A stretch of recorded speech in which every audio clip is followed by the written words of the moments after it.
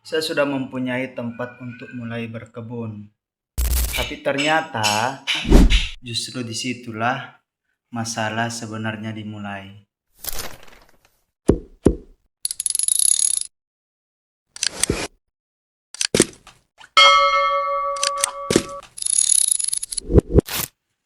Seandainya waktu itu saya memilih untuk takut, mungkin sampai hari ini saya tidak pernah benar-benar memulai berkebun. Karena waktu itu saya bahkan belum mempunyai kebun sendiri. Setelah saya mendengar nasihat dari teman saya tersebut, pikiran saya mulai berubah. Saya mulai berpikir lebih jauh. Kalau saya ingin menambah tanaman saya, maka saya mau menanam di mana? Karena kenyataannya saat ini saya belum mempunyai kebun sendiri. Sebenarnya saya masih mempunyai satu pilihan.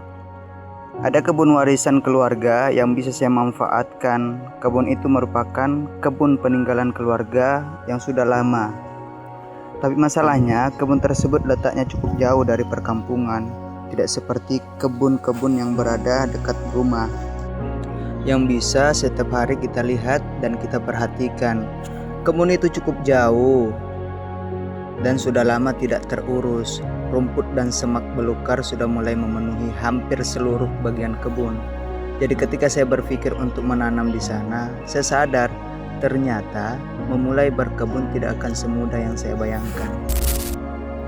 Ketika saya mulai melihat kondisi kebun itu, saya mulai berpikir lebih jauh. Kalau saya menanam di sini, siapa yang akan menjaganya? Karena kebun itu cukup jauh dari rumah dan jarang saya datangi.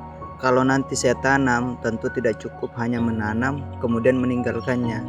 Tanaman itu harus dirawat, disiram dan dibersihkan, serta diperhatikan perkembangannya.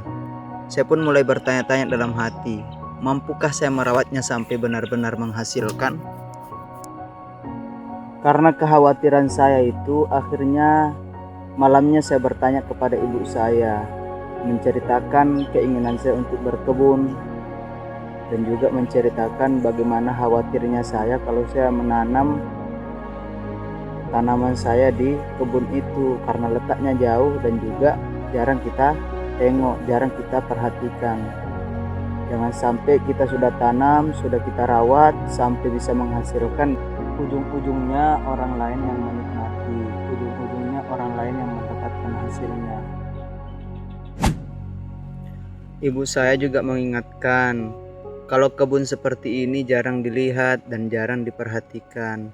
Jangan sampai nanti yang menanam justru bukan kita yang menikmati hasilnya. Saya memahami kekhawatiran ibu saya karena memang kebun itu cukup jauh dan tidak mudah untuk setiap saat kita datangi. Tapi dari situlah saya mulai berpikir lebih jauh. Kalau saya terus takut tanaman saya diambil sama orang, mau sampai kapan saya mulai bertani? Sampai kapan saya baru mulai menanam tanaman saya?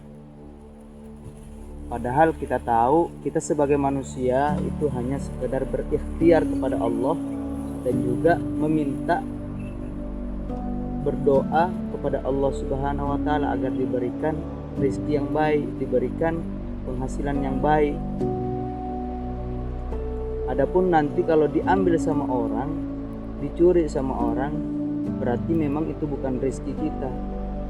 Kita bergantung, kita serahkan semuanya kepada Allah setelah kita berikhtiar, setelah kita usaha. Namun setelah saya lihat kebun itu, saya baru sadar ternyata jarak bukanlah tantangan terbesar saya. Ada sesuatu yang jauh lebih berat yang sudah menunggu saya di dalam kebun ini. Dan saat itulah saya belum tahu berapa lama waktu yang akan saya habiskan untuk membersihkannya. Yang saya tahu, kalau saya sudah memutuskan untuk memulai, saya harus berani menyelesaikannya. Dan perjuangan itu baru saja dimulai. Apa yang sebenarnya ada di dalam kebun itu? Saya Abdullah dari Pembidik Hati mengucapkan terima kasih banyak kepada teman-teman yang sudah meluangkan waktunya mengikuti setiap langkah-langkah perjuangan saya di Pulau Kabu Pasang Bali ini. Kalau teman-teman merasa bahwa perjuangan saya di Pulau Kapopusang Bali ini banyak sekali hikmah di dalamnya, maka jangan lupa untuk mendukung channel kami dengan cara menekan tombol subscribe, like, komen, dan share sebanyak-banyaknya, biar orang lain juga bisa mengambil hikmah dari kisah saya.